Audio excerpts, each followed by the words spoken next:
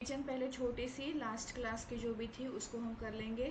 हमने last class में देखा था कि डीएनए या फिर searching for the genetic material, ये अपना हेडिंग जो भी था वो हेडिंग चला गया था। अब searching for the genetic material में हमने कल 2 एक्सपेरिमेंट देखे थे। ठीक है, हमने 3 एक्सपेरिमेंट देखे थे। पहला जो फ्रेडरिक ग्रिफिथ ने किया था 1928 में, जहाँ पे उन्होंने ट्रांसफॉर्मिंग प्रिंसिपल हमारे सामने रखा था। ये एक्सपेरिमेंट परफॉर्म करने के लिए उन्होंने स्ट्रेप्टोकोकस निमोनिया इस बैक्टीरिया के 2 स्ट्रेन ली थी, R strain and S strain, rough strain and smooth strain. ये दोनों स्ट्रेन्स जो भी है वहाँ पे ली थी। ठीक है ना। उसके बाद उन्होंने वहाँ पे प्रूफ किया कि भाई R strain is transformed into the S strain because of the transforming principle. एक पर्टिकुलर फैक्टर है जो एस स्ट्रेन से मिला है आर स्ट्रेन को, और आर स्ट्रेन को उसने एस स्ट्रेन में कन्वर्ट कर दिया है। इसी चीज़ को, ट्रांसफॉर्मिंग प्रिंसिपल को ही एग्जैक्टली ट्रांसफॉर्मिंग प्रिंसिपल का बायोकेमिकल नेचर क्या है, उसका बायोकेमिकल कैरेक्टर क्या चला जाता है, उसको समझने के लिए हमारे सामने 3 साइंटिस्ट ने काम किया था, अवेरी, मैक्लियोड एंड मैककार्टी। इन्होंने 1994 में काम किया। ठीक है, डाइजेस्टिव एंजाइम को लेकर उन्होंने वर्कआउट किया और उन्होंने प्रूफ किया कि what is the biochemical nature of transforming principle. तो DNA is that transforming principle. वो प्रोटीन आरएनए नहीं है, वो सिंपल सा डीएनए चला जाता है, बाकी कुछ नहीं। ठीक है ना। ओके, अब इसके बाद हमने थर्ड एक्सपेरिमेंट देखा था जो हार्शे एंड चेज ने हमारे सामने रखा था 1952 में। यहाँ पे उन्होंने जो भी प्रिंसिपल या जो प्रोसेस यूज की है वो प्रोसेस कौन सी है, तो हम बोलेंगे ट्रांसडक्शन प्रोसेस। ठीक है ना। ट्रांसडक्शन प्रोसेस को लेकर हार्शे एंड चेज ने हमारे सामने अनइक्विवोकल प्रूफ रखा कि that DNA is the only genetic material in the living kingdom. ठीक है ना। तो जितना भी किंगडम है, लिविंग किंगडम, लिविंग वर्ल्ड में डीएनए है जो जेनेटिक मटेरियल करके यहाँ पे काम करता है। ठीक है ना। और यहाँ पे उन्होंने 3 स्टेप में चीज़ों को कंप्लीट किया था, इन्फेक्शन, ब्लेंडिंग एंड सेंट्रिफिकेशन।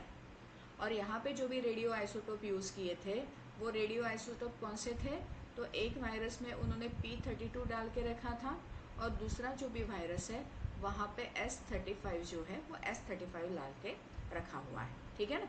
और हमारे सामने चीज़ों को प्रूफ किया कि DNA is the only genetic material. क्या इतना क्लियर है आप बच्चों को? ये रिवीजन थी हमारी। अब हमें इसी चीज़ को लेकर आगे बढ़ना है कि बॉस यहाँ तो हमने बोल दिया कि DNA is the only genetic material in the living world. ठीक है ना। तो ये जेनेटिक मटेरियल डीएनए ही क्यों है, मतलब क्यों ऐसा हुआ कि आरएनए नहीं हो पाया और सिर्फ डीएनए एज अ जिसको हम बोलेंगे जेनेटिक मटेरियल है।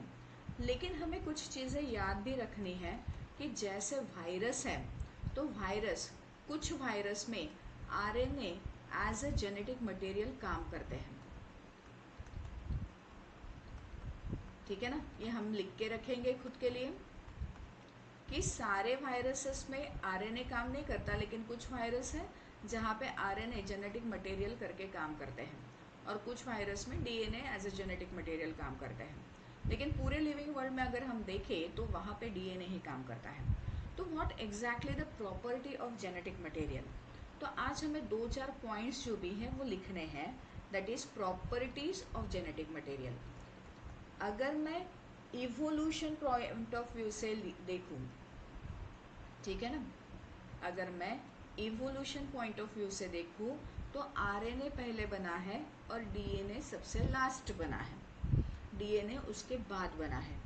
लेकिन फिर भी आरएनए जेनेटिक प्रॉपर्टी नहीं बन सका, जेनेटिक मटेरियल नहीं बन सका, पर डीएनए बना और डीएनए एक जेनेटिक मटेरियल करके काम करने लगा और वो हर जगह पे आज तक वही है। और डीएनए है इसलिए एक पर्टिकुलर स्पीशीज वो अपने डिसेंडेंट बनाने लगी। क्या बनाने लगी? अपने डिसेंडेंट बनाने लगी, अपने सक्सेसर्स जो भी है वो बनाने लगी।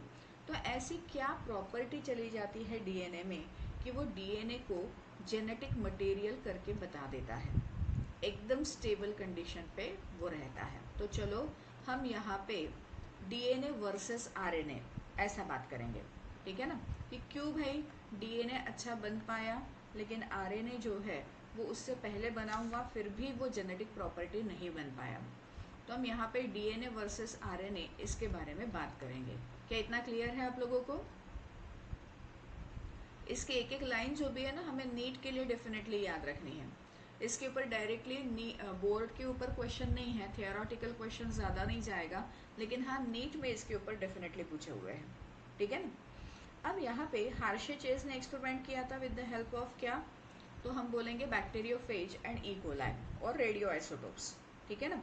ये सारी चीज़ें लेकर उन्होंने बताया था। अब ये जो भी है सारी चीज़ें हार्शे चेज का ये सब कर करके सारे क्राइटेरियाज देखे, सारी चीज़ें समझने की कोशिश की, तो उनको ये समझ में आया कि भाई जब हम डीएनए एंड आरएनए का स्ट्रक्चर देखते हैं, ठीक है ना, हम डीएनए एंड आरएनए का स्ट्रक्चर देखते हैं, तो उसमें से स्ट्रक्चरली स्टेबल कंटेंट जो भी है वो डीएनए है, ठीक है ना। हम यहाँ पे क्या बोलेंगे, स्ट्रक्चरली स्टेबल मॉलिक्यूल जो है वो डीएनए चला जाता है रादर देन आरएनए।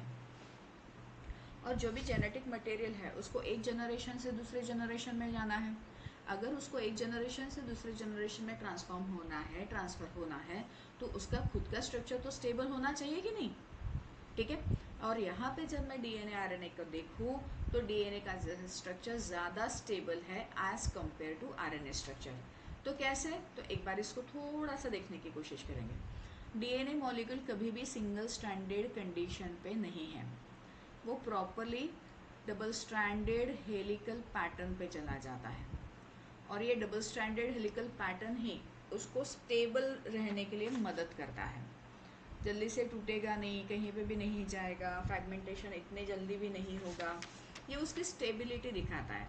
जब मैं यहाँ पे आरएनए के बारे में बात करूँ ना, तो आरएनए को खुद अपना ऐसा कुछ स्ट्रक्चर नहीं है, ठीक है ना। वो एकदम 5' to 3' एक पॉलीन्यूक्लियोटाइड कंटेंट में चला जाएगा, और वो सिंगल स्ट्रैंडेड कंडीशन पे है। वो कैसा है, सिंगल स्ट्रैंडेड कंडीशन पे है।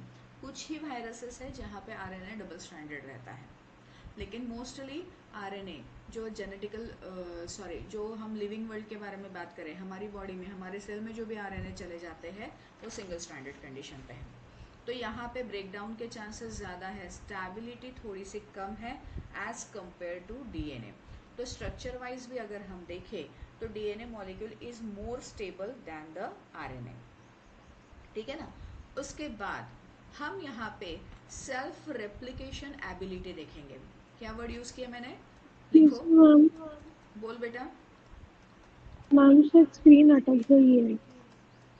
हाँ क्या, ठीक है, एक मिनट। हाँ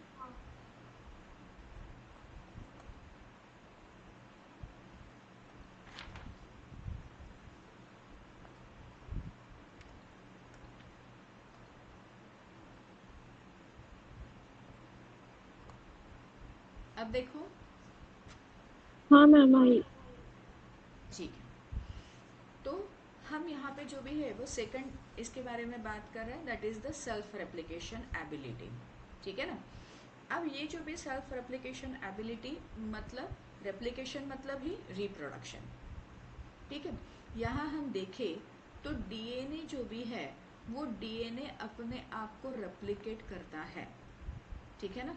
वो सेल्फ रेप्लिकेशन रखता है डेफिनेटली, उसका खुद का रिप्रोडक्शन होता है। रेप्लिकेशन का मीनिंग क्या है, वो एक डीएनए मॉलिक्यूल से दूसरा डीएनए मॉलिक्यूल बन जाता है, वो सेल्फ रेप्लिकेशन सेल्फ रिप्रोडक्शन रखता है। लेकिन ऐसा आरएनए का नहीं है, ठीक है ना। एक डीएनए मॉलिक्यूल है तो एक double stranded helical DNA molecule से मुझे यहाँ पे 2 डॉटर डीएनए मॉलिक्यूल मतलब newly double stranded DNA molecule जो भी है ना वो प्रॉपरली मिलेंगे, और जैसा पैरेंट था एग्जैक्टली वैसे ही मिलेंगे। लेकिन जब मैं यहाँ पे देखूँ कि बॉस एक आरएनए मॉलिक्यूल है, तो क्या वो अपने आप को बना पाएगा, वो अपने आप को नहीं बना पाएगा। तो आरएनए बनता कहाँ से है, ठीक है ना। डीएनए से डीएनए बना है, लेकिन आरएनए से आरएनए नहीं बनने वाला। अगर मुझे आरएनए का बनाना है या आरएनए का सिंथेसिस करना है तो आरएनए का सिंथेसिस डीएनए से होता है, ठीक है। आरएनए के सिंथेसिस के लिए हम देखें तो यहाँ पे डीएनए का एक स्ट्रैंड लेना पड़ता है। डीएनए के एक स्ट्रैंड से आपको आरएनए मॉलिक्यूल जो है वो आरएनए मॉलिक्यूल मिलेगा। तो ये डबल स्ट्रैंडेड डीएनए था, इसका एक स्ट्रैंड हमने ले लिया, 5' to 3' का स्ट्रैंड है, 3' to 5' का स्ट्रैंड है, ठीक है ना। इस डीएनए स्ट्रैंड से मुझे आरएनए मॉलिक्यूल मिलेगा, क्योंकि वो सिंगल स्ट्रैंडेड कंडीशन पे था। तो डीएनए का एक स्ट्रैंड लेकर उसी का रेप्लिकेशन उसी के कॉम्प्लीमेंट्री बेसिस पे लेकर ये आरएनए बनता है। तो जो भी जेनेटिक मटेरियल की खासियत थी कि भाई उसको सेल्फ रेप्लिकेटिव नेचर का रहना है, तो सेल्फ रेप्लिकेशन सिर्फ डीएनए में है, आरएनए में नहीं है। आरएनए भी डीएनए से बनता है, ठीक है ना। तो स्ट्रक्चरली स्टेबल मॉलिक्यूल डीएनए है, सेल्फ रेप्लिकेशन की एबिलिटी जो भी है वो भी डीएनए ही रखता है, ठीक है। ये दोनों खास कैरेक्टर्स हैं जो डीएनए को एज ए जेनेटिक मटेरियल करके प्रूव करते हैं, बेस्ट है वो, ऐसा बताया जाता है। उसके बाद रहता है स्लो म्यूटेशन रेट।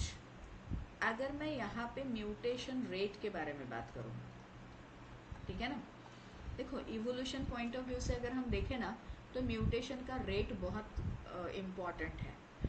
हमने म्यूटेशन देखा है, डिलीशन, डुप्लीकेशन, याद आ रहा है ना आपको, ठीक है। उसी की वजह से पॉइंट म्यूटेशन देखा तो सिकल सेल एनीमिया बन गया था, ऐसे हमने कुछ बोला था वहाँ पे, ठीक है। अगर क्रोमोसोम का ब्रेक डाउन हो जाता है, उसके टुकड़े हो जाते हैं, तो फिलाडेल्फिया क्रोमोसोम ऐसा भी वर्ड यूज़ किया था हमने, ठीक है।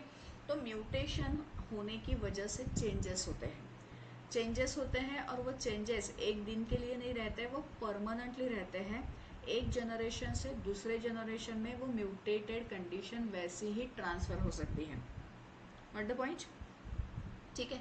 तो यहाँ पे अगर मैं इवोल्यूशन पॉइंट ऑफ व्यू से भी देखूँ तो म्यूटेशन इवोल्यूशन क्रिएट करके नई स्पीशीज बना देता है, ये बात भले ही अच्छी है, लेकिन आप अपने बारे में ही सोचो कि अगर एक जनरेशन से दूसरे जनरेशन में, ठीक है, एक पेरेंट से बेबी जब होने वाला है और उस वक्त म्यूटेशन का रेट फास्ट है, तो वो ह्यूमन बीइंग थोड़ी रहने वाला है, या वो बेबी एबनॉर्मल या अजीबोगरीब कंडीशन का हो सकता है ना। तो ये तो पॉसिबल नहीं है, फिर प्रॉपर ह्यूमन जनरेशन कैसे स्टेबल रहेगी, ठीक। तो यहाँ पे अगर मैं म्यूटेशन का रेट देखूँ तो म्यूटेशन का रेट बहुत ही स्लो होना चाहिए, बहुत बहुत बहुत स्लो। मतलब आप ही देखो कि हमारे दादा परदादा, ठीक है, उसके पहले वाले, तो कितने लोग हमारे जो भी पेडिग्री में हैं, हमारे जो भी एंशियंट लोग हैं, हमारे पूर्वज हैं, ठीक है, इनको देखो, अपनी अपनी फैमिली के बारे में बात कर रहे हैं, ठीक है ना। तो हमारे जो भी डिसेंडेंट है उनको देखने की कोशिश करो, ठीक है, हम जिनके डिसेंडेंट है उनको देखने की कोशिश करो, तो वहाँ कोई अजीबोगरीब चेंजेस थोड़ी हुए हैं, जो भी जेनेटिक चेंजेस नहीं हुए हैं, क्योंकि जेनेटिक चेंजेस होने के लिए म्यूटेशन बहुत ज़रूरी है और म्यूटेशन का रेट बहुत स्लो है। तो स्लो है, स्लो रिक्वायर्ड है, और ये स्लो म्यूटेशन रेट सिर्फ मुझे डीएनए में मिलता है। लेकिन वही मैं देखूँ तो आरएनए में जो भी है वो म्यूटेशन का rate as compare to DNA fast रहता है, ठीक है ना। इसलिए देखो जो भी डेंजरस वायरसेस रहते हैं ना, जैसे कोविड में हमने बोल दिया था कोविड है, तो ये जो कोरोना वायरस चला गया है, ये कोरोना वायरस का जेनेटिक मटेरियल क्या था, आरएनए था। आरएनए फास्ट म्यूटेशन रखता है, एक तो सिंगल स्टैंडर्ड कंडीशन में जल्दी तोड़ो, जल्दी चेंजेस करते रहो, ठीक है ना। ये और स्ट्रक्चरली स्टेबल नहीं है, कुछ नहीं है, भले ही वो क्या करता है, बनता डीएनए से है। अब वहाँ पे भी आरएनए वायरस था, ठीक है, तो वो वायरसेस आरएनए से पहले डीएनए में कॉपी होते थे, फिर वहाँ से बनते रहते थे, वो एक अलग टॉपिक चला जाएगा, मैं उसके ऊपर इस वक्त नहीं बात करनी है, ठीक है। लेकिन हाँ, ये कोविड में इश्यूज क्या जा रहे थे, फटाफट फटाफट फटाफट, तो आरएनए के रेट जो भी है म्यूटेशन के वो बहुत फास्ट है, और इसलिए अगर आप देखो तो वायरसेस में इवोल्यूशन फास्ट होता है एज कंपेयर टू बैक्टीरिया में भी अगर मैं देखूँ तो इवोल्यूशन रेट अच्छा है as compare to other living kingdom. लेकिन बैक्टीरिया और वायरसेस में देखें तो वायरसेस फटाफट फटाफट फटाफट इवोल्यूशनरी चेंज होते हैं, एंड स्पेसिफिकली कौन से वायरसेस, जो आरएनए वायरसेस है। और इसलिए अगर आप ह्यूमन अटैक करने वाले या डिजीज कॉजिंग वायरसेस की अगर लिस्ट देखो ना, जैसे पोलियो वायरस है, ठीक है, उसके बाद HIV पता है ना, ठीक है, तो ये वायरस, इसमें आप देखो ये RNA है। Dangerous virus generally RNA containing virus है। HIV भी RNA कंटेनिंग है। समझ में नहीं आता कहाँ जाके बैठा है, क्या करता है, इवोल्यूशन फास्ट होते रहता है वहाँ पे। तो ये एक इशू जो भी है वो RNA वायरस के साथ जाता है। लेकिन DNA इसमें म्यूटेशन रेट बहुत स्लो है, और इसीलिए वो जो भी कैरेक्टर एक जनरेशन में उसने रखा था वैसा ही कैरेक्टर, ठीक है, वैसा ही बॉडी फीचर जो है, वैसी ही स्पेसिफिसिटी उस स्पीशीज की, वो नेक्स्ट हर एक जनरेशन में कैरी आउट करता है। तो जेनेटिक मटेरियल की प्रॉपर्टी में हमने देखा स्ट्रक्चरल स्टेबिलिटी वहाँ पे चाहिए, उसके साथ रेप्लिकेशन की एबिलिटी चाहिए, एंड देन यहाँ पे जो भी म्यूटेशन का रेट है ना वो एकदम स्लो चाहिए। मतलब इवोल्यूशन पॉइंट ऑफ व्यू से जितनी रिक्वायरमेंट है बस उतना ही, एक्सेस म्यूटेशन रेट नहीं चाहिए। क्या आपको इतना क्लियर हुआ है? और यहाँ next, it must be express, ठीक है ना, itself in the form of Mendelian character, express itself in the form of Mendelian character.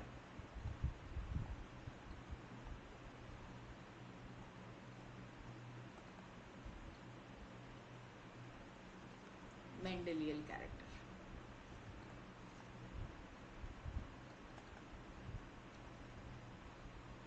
ठीक है। जैसे हमने बोल दिया था ना कि मेंडल ने बोला था एक फैक्टर है जो एक जनरेशन से दूसरी जनरेशन में इनहेरिट होता है, और सिर्फ इनहेरिट होता है ऐसा नहीं है, तो इनहेरिट होने के बाद वो वहाँ उस जनरेशन में एक्सप्रेस भी होता है।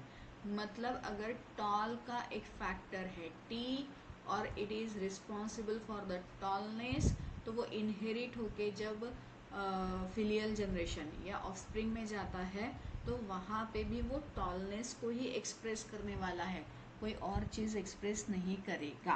क्या इतना क्लियर? तो ये मेंडलियन फैक्टर की तरह ही रहना चाहिए, उसी तरीके से उसका बिहेवियर जो भी है वो रहना चाहिए। क्या इतना क्लियर है? Very good.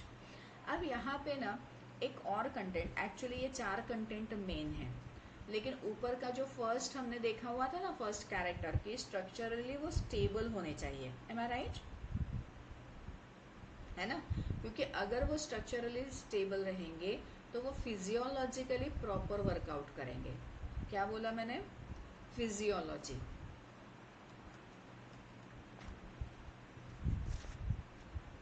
ठीक है ना, ओके। तो ये जो भी है ये फिजियोलॉजी ऑर्गेनिज्म की वो मेंटेन करते हैं,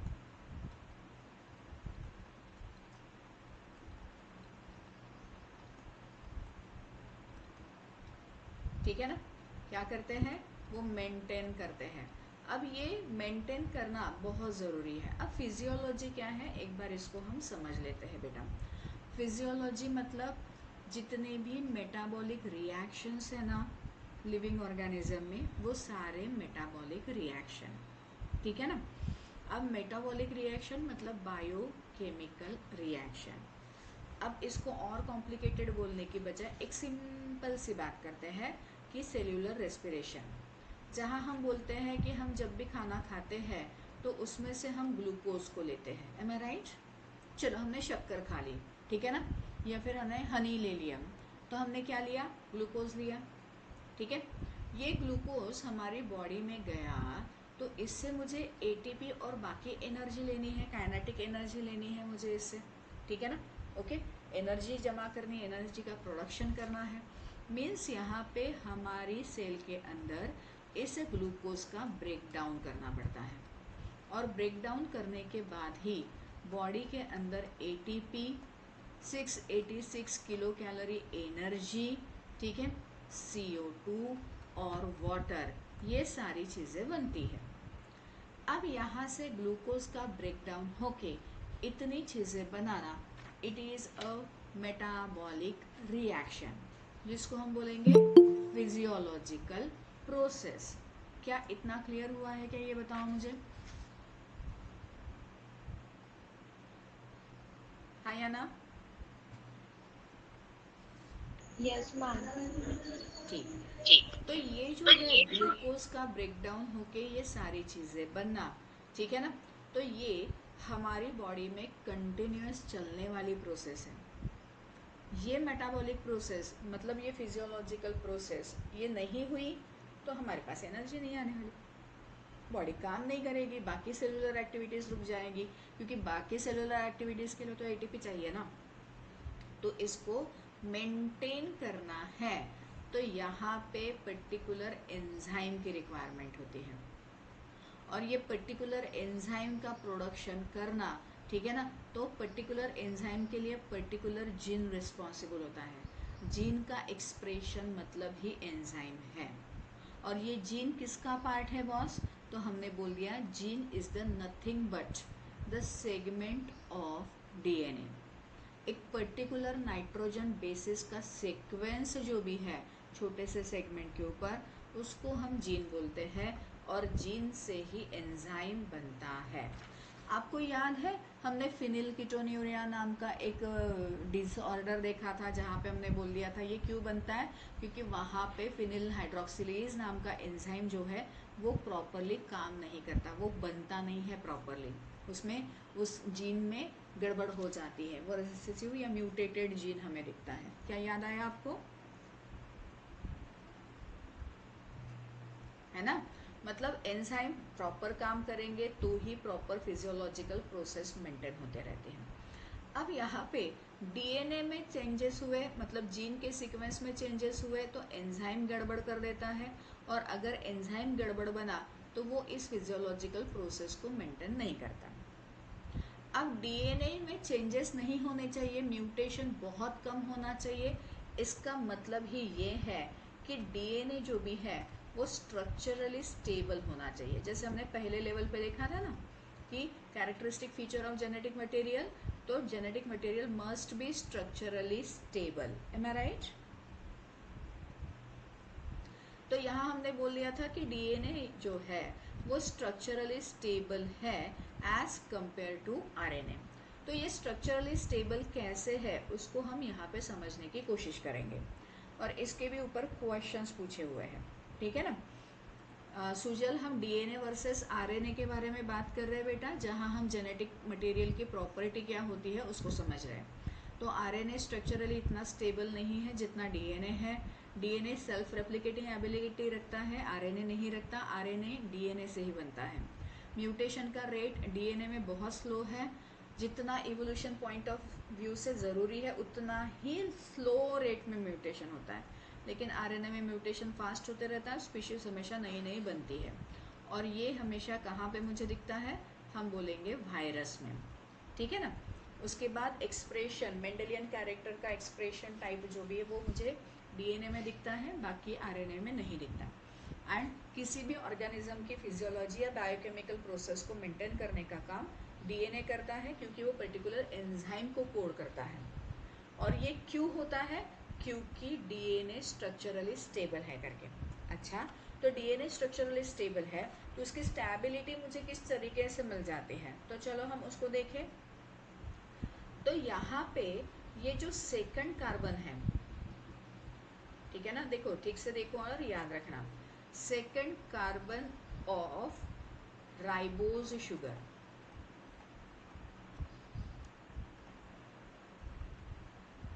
ठीक है, ये second carbon of ribose sugar जो है ना, वहाँ इस स्टेबिलिटी को देखना या बहुत ज़्यादा स्टेबल कंडीशन मेंटेन कर रहा है या नहीं वो समझ में आता है। चलो अब इसके ऊपर ना थोड़ा सा मैं बात कर लूँ।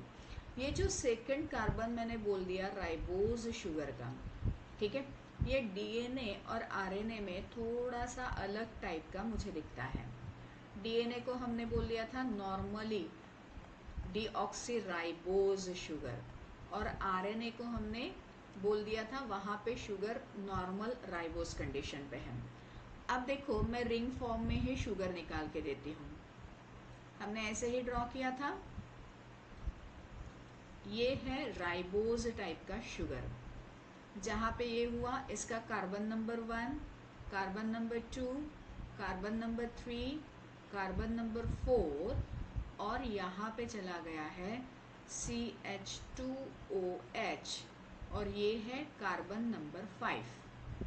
ठीक है, कार्बन नंबर 1 पे H है, कार्बन नंबर 2 पे OH दिखता है, कार्बन नंबर 3 पे मुझे OH मिल जाएगा, कार्बन नंबर 4 पे मुझे H मिल जाएगा। ये स्ट्रक्चर मुझे मिलता है किसमें? आरएनए में। ये है आरएनए का शुगर स्ट्रक्चर। ठीक है ना। तो चलो अब हम डीएनए का शुगर स्ट्रक्चर है ना, उसको देखने की कोशिश करें।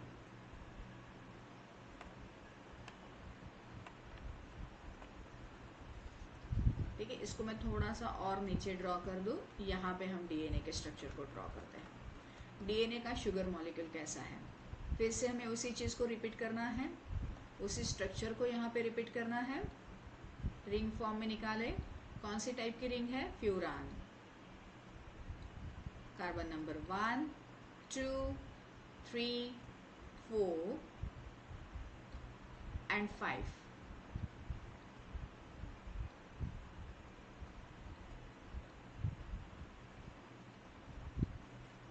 ठीक है, यहाँ पे कार्बन 1 पे हाइड्रोजन है, 2 पे मुझे सिर्फ हाइड्रोजन मिलने वाला है, 3 पे OH ग्रुप है एंड 4th नंबर पे जाए तो मुझे फिर से हाइड्रोजन मिलेगा। अगर हम यहाँ पे दोनों शुगर को देखें, आरएनए के वहाँ का और डीएनए के वहाँ का, तो हमें ये चीज़ क्लियर होती है कि सेकंड कार्बन जो है ना, डीएनए के सेकंड कार्बन पे सिर्फ H मॉलिक्यूल है, तो आरएनए के सेकंड कार्बन पे OH मॉलिक्यूल है। सुजल, क्या आपको ये चीज़ क्लियर हुई है क्या बेटा? बताओ।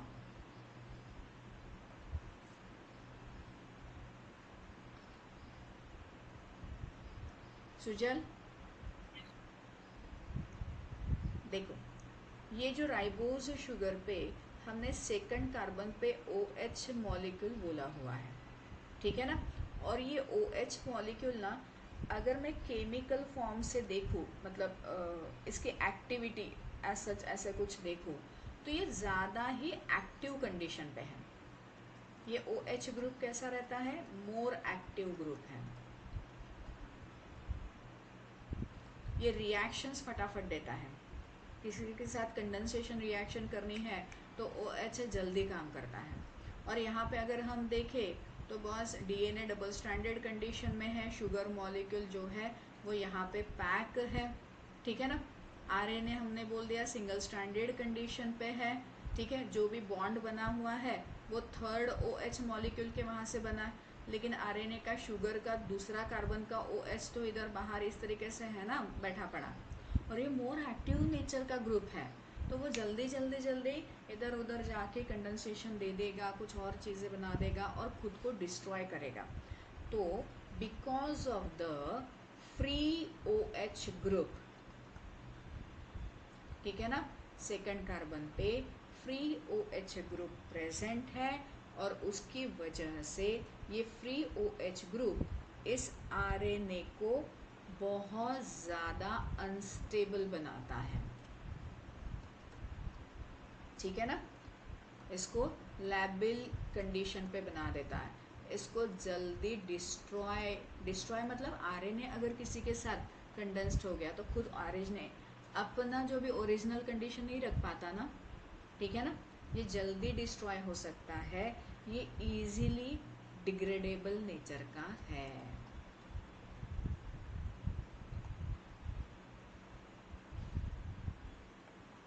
मतलब अगर एंजाइम आए हैं ब्रेक करने के लिए किसी मॉलिक्यूल को, तो वो डीएनए को इतने जल्दी ब्रेक नहीं कर पाएंगे जितना डिस्ट्रॉय या डिग्रेड वो आरएनए को कर पाएंगे। क्यों?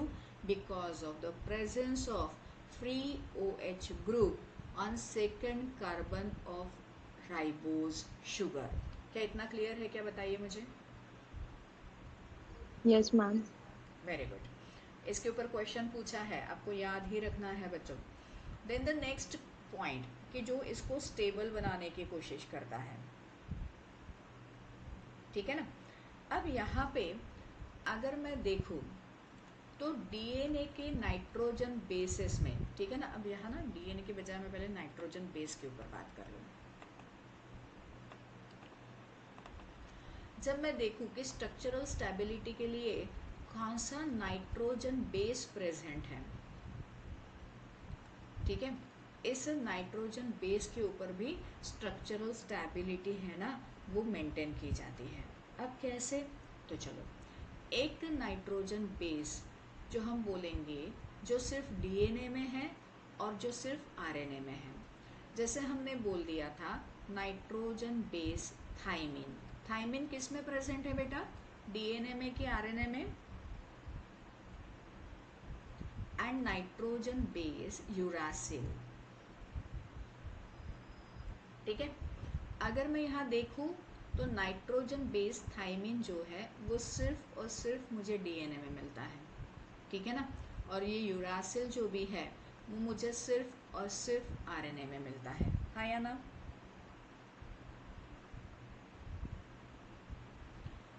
अगर हमने नाइट्रोजन बेसिस को देखा था तो मैंने ये समझाया था कि बच्चों थाइमिन मतलब ही नाम चला जाता है 5 मिथिलेटेड यूरासिल,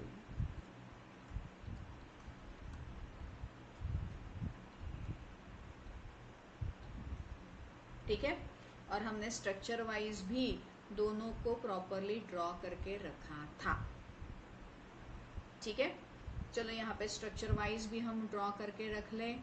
ये थाइमिन है इसलिए डीएनए बहुत स्टेबल है, और यूरासिल है इसलिए आरएनए इतना स्टेबल नहीं है।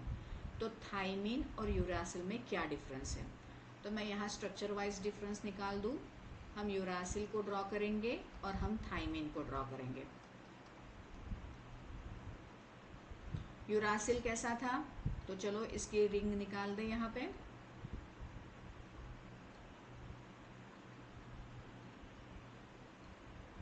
थाइमिन,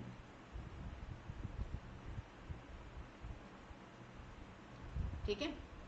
तो हमने बोल दिया क्या, एन सी एन सी सी सी, इसको भी लिखे।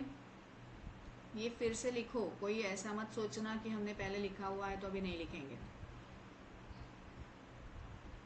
ठीक। तो यहाँ पे ओ एच ओ, ये है यूरासिल, तो हम बोलेंगे ओ एच ओ, ये क्या जाएगा CH3 मिथिल ग्रुप। तो 1 2 3 4 5 एंड 6, तो यहाँ पे हम देखें तो 1 2 और 6th नंबर, ये दोनों, ये तीनों नंबर पे चीज़ें एज इट इज़ यूरासिल जैसी है, लेकिन 5th कार्बन नंबर पे मुझे यहाँ थाइमिन में एक मिथिल ग्रुप मिल जाता है, और ये मिथिल ग्रुप थाइमिन को स्टेबिलिटी ज़्यादा देता है एज कंपेयर टू यूरासिल।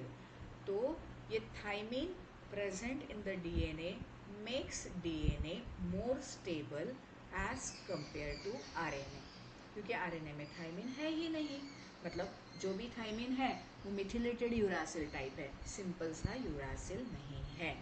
क्या आपको ये पॉइंट क्लियर हुआ है क्या, वो बताओ मुझे। Yes ma'am. ठीक है ना, ओके। तो ये एक्चुअली है। अब यहाँ पे हम बात करें तो म्यूटेशनली अनस्टेबिलिटी, ठीक है ना, आरएनए कैसा है, अनस्टेबल है, हमने बोल दिया, ठीक है। क्यों, क्योंकि म्यूटेशन रेट जो भी है वो म्यूटेशन रेट यहाँ पे फास्ट हो जाता है। कैसे भाई, तो एक बार समझ लें। देखो अब यहाँ ना ये सिंपल सा आरएनए है, अब मैंने स्ट्रक्चरली ऐसा निकाल दिया, मैं इसको ना सिंपल से ऐसा निकाल देती हूँ। ये आरएनए है AUGCUC, ठीक है ना, UUU GGC, ठीक है, अब मैं इसी का ना डीएनए बना देती हूँ कि डीएनए कैसा है, ठीक है, इसी फैशन से बना देती हूँ, लेकिन डीएनए डबल स्ट्रैंडेड कंडीशन पे है। चल, ये पहले 5' एंड और ये 3' एंड में करेंगे। यहाँ पे 5' एंड ATG, क्योंकि डीएनए में टी रहता है, यू नहीं रहेगा, ठीक है ना। Then CTC, then TTT, GGC, ये डीएनए है, ठीक है। और DNA compulsorily anti parallel double stranded condition पे है, तो हम इसका कॉम्प्लीमेंट्री मॉलिक्यूल भी निकाल दे। A is pair with T, T is pair with A, C, G, A, G, A, क्योंकि ऊपर T थे तो G है, तो यहाँ C आ जाएगा, and the last one is the G। तो यहाँ पे कौन से मॉलिक्यूल को तोड़ना आपके लिए इजी है? ये सिंगल स्ट्रैंडेड आरएनए को आप इजीली कट शॉर्ट कर सकते हो, इसमें इजीली चेंजेस कर सकते हो, या डीएनए में इजीली चेंजेस कर सकते हो? बताओ तो, अगर मैंने इसके ऊपर काम करने के लिए दिया तो।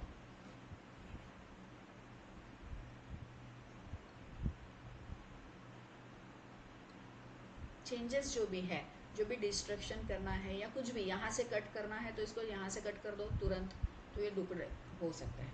लेकिन इसको कट करने के लिए एक यहाँ, फिर जाके यहाँ, ऐसे 2 जगह पे कट करना पड़ेगा। यहाँ सिर्फ कट हुआ और यहाँ नहीं हुआ तो भी वो फिर से जुड़ जाता है, तो इसका ब्रेक डाउन करना थोड़ा सा डिफिकल्ट है, इसको ब्रेक करना बहुत डिफिकल्ट चला जाएगा। लेकिन आरएनए को ब्रेक करना, उसके टुकड़े करना इजी हो जाता है। क्या इतना क्लियर है बच्चों? और इसलिए म्यूटेशन का रेट जो है वो आरएनए में फास्ट है एज कंपेयर टू डीएनए। और डीएनए के पास ना खास एक डीएनए रिपेयर मैकेनिज्म रहता है, जो फटाफट चेक करते रहता है कि डीएनए ठीक से बन रहा है नया डीएनए या नहीं। ऐसा आरएनए के साथ कुछ नहीं है, ठीक है ना। तो ये एक मैंने एंजाइम लेवल पे बोल दिया, लेकिन यहाँ पे हम बोले तो genetically RNA is more unstable than DNA, and genetical level पे हम देखें तो DNA is a more stable molecule as compare to RNA. और इसलिए डीएनए जो भी है वो जेनेटिक मटेरियल है लिविंग वर्ल्ड में, और आरएनए नॉन जेनेटिक मटेरियल है। लेकिन आरएनए भी हमें सरवाइव करने के लिए कंपलसरी है, क्योंकि आरएनए ही है जिससे एक्चुअली प्रोटीन बनने वाला है। आरएनए डीएनए के ऊपर के मैसेज को आगे कैरी आउट करते रहते हैं, ठीक है ना। तो एक एक करके हम आगे जाके देखेंगे। तो चलो हम थोड़ा सा ना आरएनए के बारे में देखना स्टार्ट कर दें। हमने अब तक डीएनए बहुत डीएनए देख लिया, तो अब हम थोड़ा सा आरएनए के बारे में देखेंगे। रेडी? क्या मैं पढ़ाना स्टार्ट करूं?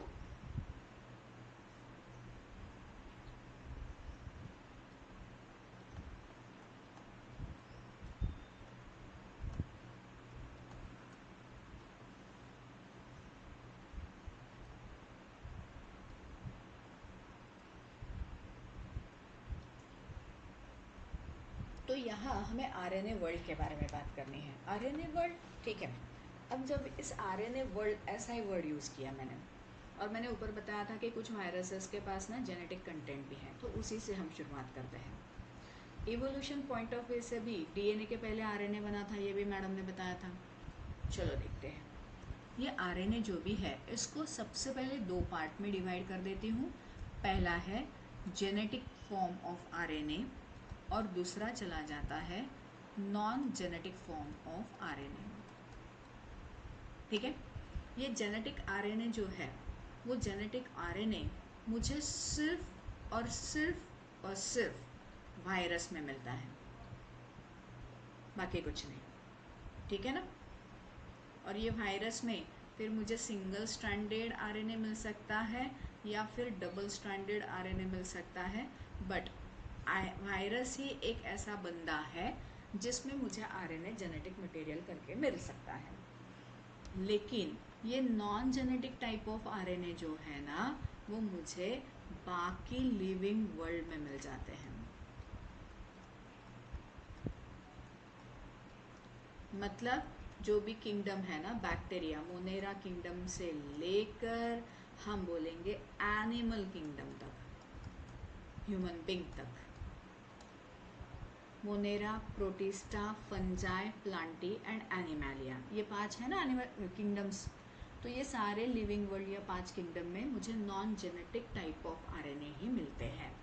और ये जो non genetic type of RNA है ना, ये सिंपल स्ट्रक्चर रखते हैं, बहुत कॉम्प्लिकेटेड नहीं, सिंगल स्ट्रैंडेड नेचर के ही है, लेकिन इनके फंक्शन के हिसाब से ठीक इनके जो है वो 3 टाइप्स मुझे दिखने लगते हैं। कितने टाइप्स बोले बच्चों हमने?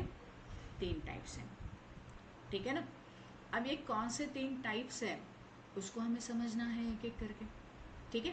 तो 3 टाइप्स मैं बाजू में लिख के रख देती हूँ कौन से 3 टाइप हैं, और उसको इलैबोरेट करेंगे एक एक करके।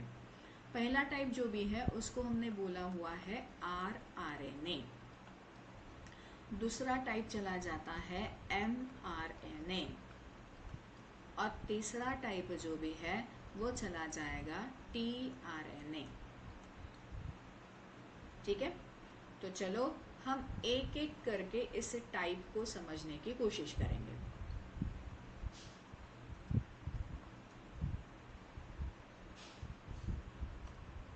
तो यहाँ पे हम कंपैरेटिव फॉर्म में ही एक दूसरे के बाजू में ही चीज़ों को रखकर समझते जाएंगे।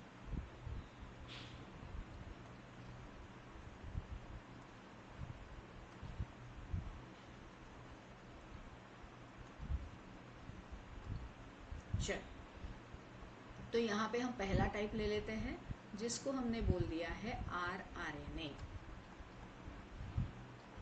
ठीक है।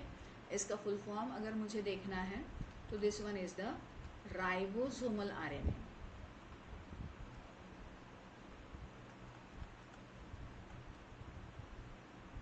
क्या बोला बच्चों मैंने? Ribosomal RNA.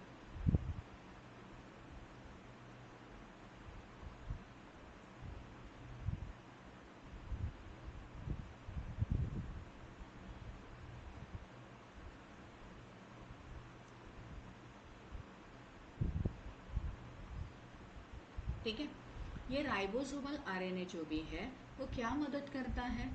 तो ये राइबोसोम का स्ट्रक्चर बनाने के लिए मदद करता है,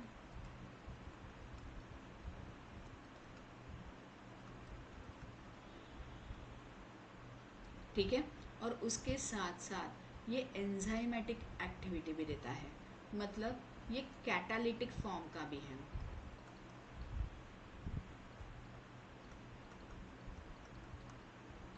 ठीक है ना। कैटालिटिक एक्टिविटी देता है तो तब हम उसको राइबोजाइम ऐसा वर्ड यूज करते हैं। क्या वर्ड यूज करते हैं बच्चों? राइबोजाइम। तो ये जो राइबोसोमल आरएनए या आरआरएनए है वो राइबोसोम का स्ट्रक्चर बनाता है और कैटालिटिक एक्टिविटी भी देता है। अगर मैडम यहाँ पे इतना इसके बारे में लिख रही है, मतलब मुझे ये चीज़ याद रखनी है कि ऐसा कुछ क्वेश्चन नीट में पूछा है, नहीं तो मैडम बताती ही नहीं, ठीक है ना। तो ये हुआ राइबोसोमल आरएनए। अगर मैं देखूं बॉस, ये जो राइबोसोमल आरएनए टोटल आरएनए के कंपैरिजन में कितना परसेंटेज कंट्रीब्यूट करता है, ठीक है ना। तो टोटल आरएनए एक सेल में अगर मैं देखूं, टोटल आरएनए मतलब हमने बोल दिया 100% आरएनए है वहाँ पे, ठीक है ना। एक सेल में तीनों आरएनए मिलकर, तीनों आरएनए को मिलकर देखूं तो आउट ऑफ टोटल आरएनए मुझे आरआरएनए एक सेल में कितना दिखने वाला है उसका परसेंटेज अगर मैं काउंट करूं तो वो चला जाता है अप्रोक्सीमेटली 80%। क्या बोला मैंने? कितना परसेंट बोला बताओ? 80%। 80%। Very good. आपको ये चीज़ याद ही रखनी है, हाँ, इसका स्ट्रक्चर वगैरह सब हम देखने वाले हैं।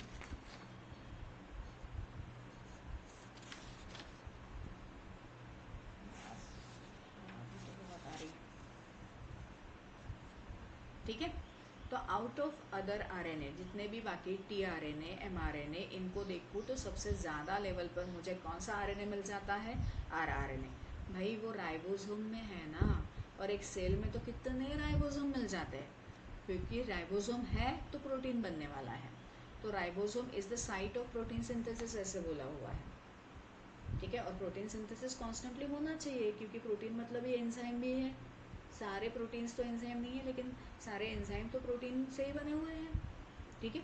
मतलब राइबोसोम कंपलसरी है ज़्यादा अमाउंट में, और राइबोसोम ज़्यादा अमाउंट में मतलब ही आरआरएनए मुझे ज़्यादा अमाउंट में वहाँ पे मिल जाता है। अब ये आरआरएनए को देखो ना, इसका एकदम सिंपल स्ट्रक्चर चला जाता है, एकदम सिंपल है स्ट्रक्चर वाइज अगर हम देखें तो बस यहाँ से मैंने लिया एक सिंपल सी पॉलीन्यूक्लियोटाइड चेन है, जिसका ओरिएंटेशन 5' to 3'। कभी कभी बीच में जो भी है कॉइल है, लेकिन यहाँ पे बॉन्डिंग नहीं है। मतलब अगर मैं इसको देखूँ तो ये बस ऐसे, बस हो गया आरआरएनए, ठीक है ना। आरआरएनए को मैं देखूँ तो ऐसे एक एक करके भी वो एक पर्टिकुलर साइट बनाते रहते हैं राइबोसोम पे, जिसपे A site, P site and E site रहते हैं, और ये साइट आरआरएनए से ही बने हैं राइबोसोम में। हम जब ट्रांसक्रिप्शन, ट्रांसलेशन सीखेंगे, प्रोटीन सिंथेसिस सीखेंगे, तब जाके मैं इस साइट के बारे में और डिटेल में बताऊंगी, फिलहाल नहीं, ठीक है। उसके बाद हमें दूसरा आरएनए देखना है, जिसको हमने बोला हुआ है एमआरएनए।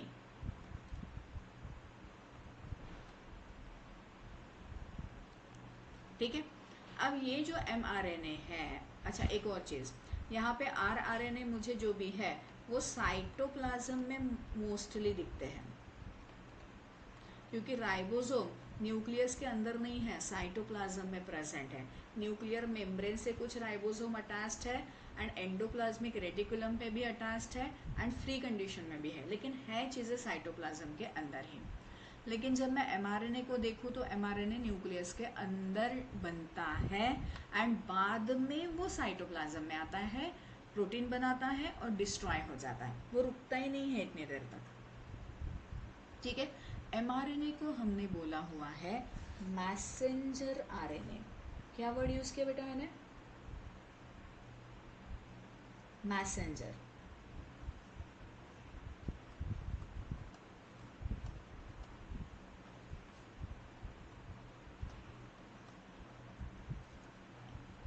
ये क्या करता है? तो ये डीएनए जो न्यूक्लियस के अंदर बैठा पड़ा है, इससे मैसेज लेके जाता है, ठीक है ना। डीएनए से जो एमआरएनए बना है, मतलब वो डीएनए से मैसेज लेके जाता है, कहाँ तक? तो राइबोसोम तक, ठीक है। क्या मैसेज है? तो बॉस ये टाइप का प्रोटीन बनाना है। तो जब डीएनए से एमआरएनए बनता है तो वो एग्जैक्टली इसका कॉम्प्लीमेंटरी होता है। मतलब कॉम्प्लीमेंट्री मतलब क्या है? तो हमने ऊपर देखा था, अगर ए है तो उसके साथ क्या लगेगा? टी, लेकिन यहाँ पे आरएनए है तो यू बनेगा। अगर डीएनए के ऊपर सी है तो यहाँ आरएनए के ऊपर जी बन जाएगा। What the point? ये सारे कॉम्प्लीमेंटरी है नाइट्रोजन बेस पेयर्स। तो जो जो सीक्वेंस डीएनए के ऊपर है उसका ही कॉम्प्लीमेंटरी मॉलिक्यूल आरएनए बन जाता है, और ये फिर एमआरएनए बनकर साइटोप्लाज्म में राइबोसोम के पास आएगा, प्रोटीन बना देगा, और प्रोटीन जैसे ही बन गया तो वो वहाँ पे डिस्ट्रॉय हो जाएगा। मतलब आरआरएनए की तरह वहाँ पे वो रुकेगा नहीं बहुत देर तक, क्योंकि ये कोई स्ट्रक्चर वक्चर बनाने का काम नहीं कर रहा है। ये डीएनए का कॉम्प्लीमेंटरी बनकर मैसेज लेके जा रहा है। कहाँ मैसेज लेके जा रहा है भाई? तो ये जो एमआरएनए है ना, ये मैसेज लेके जा रहा है राइबोसोम के पास।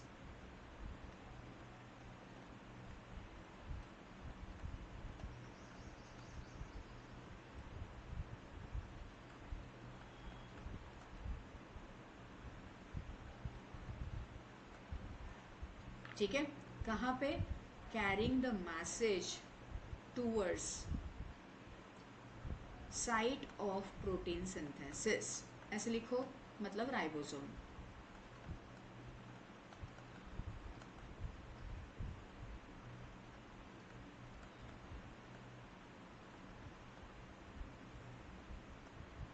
साइट ऑफ प्रोटीन सिंथेसिस क्या है? राइबोसोम। ये प्रोसेस आगे जाके हमें इसी चैप्टर में सीखनी है, ठीक।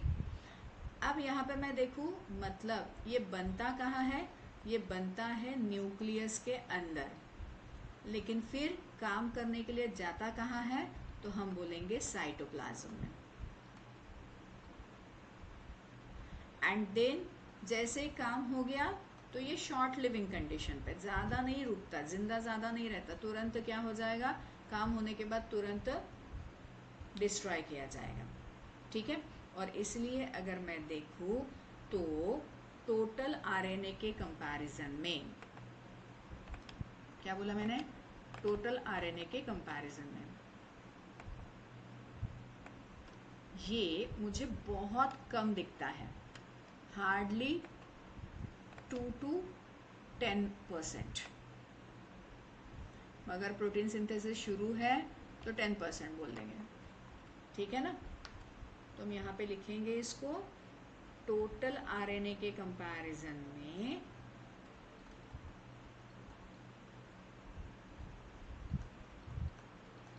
मुझे ये जो mRNA है वो सेल में कितना % मिलने वाला है? तो हम बोलेंगे 1 to 10%,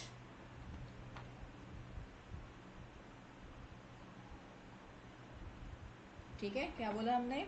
1 to 10%। क्या इतना क्लियर है क्या बच्चों? Yes ma'am. ठीक है ना। और अगर हम बोले कि बाबा इतना 10% पे गया, तो अप्रोक्सीमेटली अगर मुझे यहाँ पे बोलना है तो अप्रोक्सीमेटली 5% हम बोल सकते हैं, ठीक है। अब हम अपने नेक्स्ट इस पे चले जाते हैं। नेक्स्ट कौन सा है बताओ मुझे?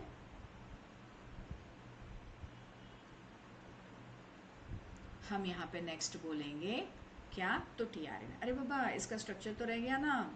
इसका स्ट्रक्चर तो आरएनए के आरएनए के कंपैरिजन में और भी इजी है, मतलब एक सिंपल सा लाइन जिसका ओरिएंटेशन 5' to 3' है बस, और इसके ऊपर जो भी ए यू जी जी जी सी सारे जो भी हैं वो कोडॉन्स प्रेजेंट हैं। क्या वर्ड यूज़ किया मैंने? कोडॉन्स का सीक्वेंस है,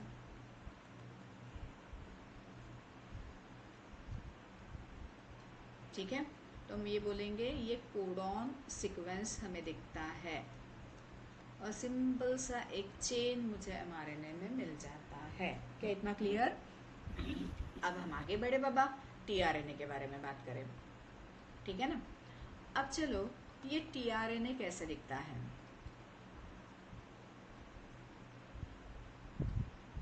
टीआरएनए जिसको हमने फुल फॉर्म में बोला हुआ है ट्रांसफर आरएनए,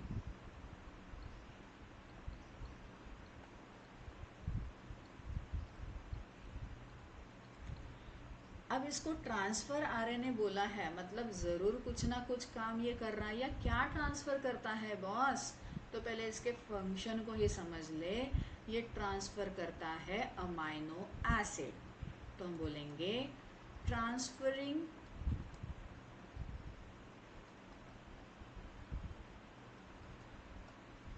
अमाइनो एसिड, मैं ए लिख रही हूँ, to the site of protein synthesis,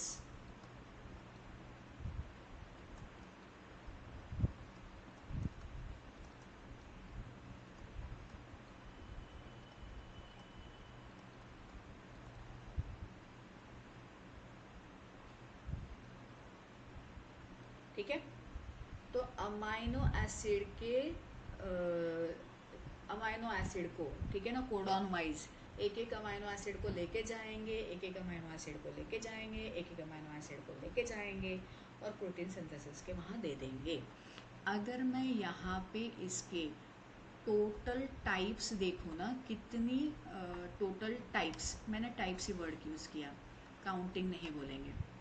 total types जो भी चले जाते हैं tRNA के, वो चले जाते हैं 61,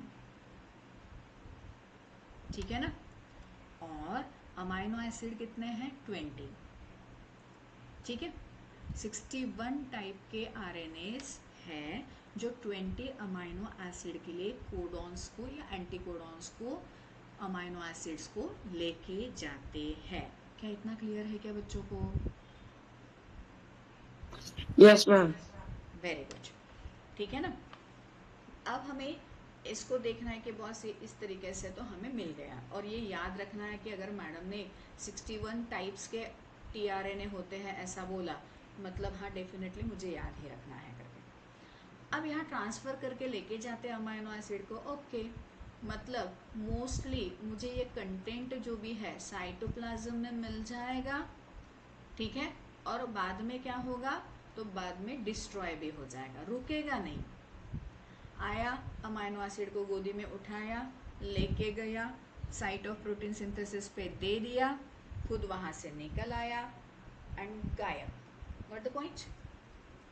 तो इसका भी अगर मैं टोटल परसेंटेज देखने की कोशिश करूँ ना, तो as compare to total RNA, मुझे ये tRNA जो है ना वो कितने परसेंट में मिल जाएगा? ज़्यादा से ज़्यादा 15%। क्या बोल दिया मैंने? ज़्यादा से ज़्यादा 15%,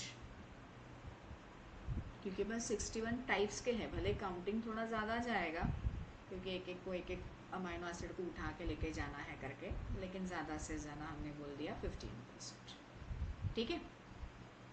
अब यहाँ हम देखें तो बॉस इसका स्ट्रक्चर कैसा है। अब यहाँ ये जो tRNA है ना, इसका स्ट्रक्चर थोड़ा सा कॉम्प्लेक्स स्ट्रक्चर है, ठीक है ना। ये स्ट्रक्चर कैसा है? थोड़ा सा कॉम्प्लेक्स है, तो हम यहाँ पे बोलेंगे सेकेंडरी लेवल का स्ट्रक्चर है।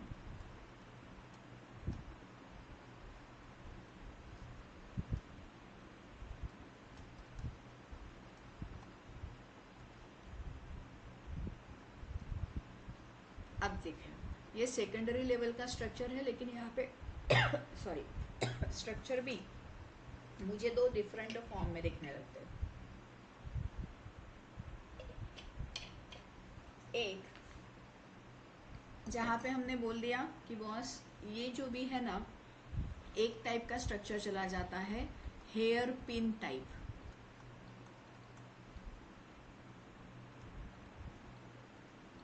ठीक है ना। और दूसरा जो भी स्ट्रक्चर चला जाता है वो है क्लोवर लीफ टाइप।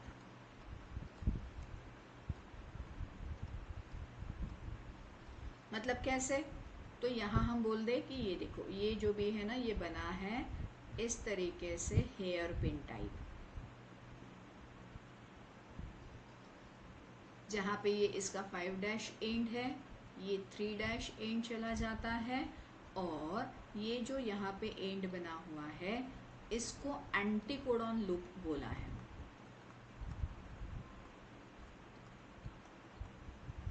बस, ठीक है ना।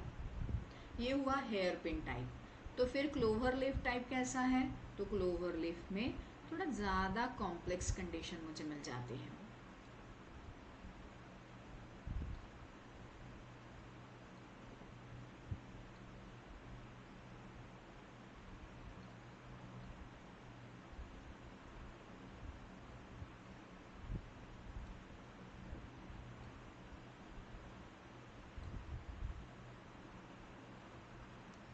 ठीक है, ये इसका 5' एंड, ये इसका 3' एंड।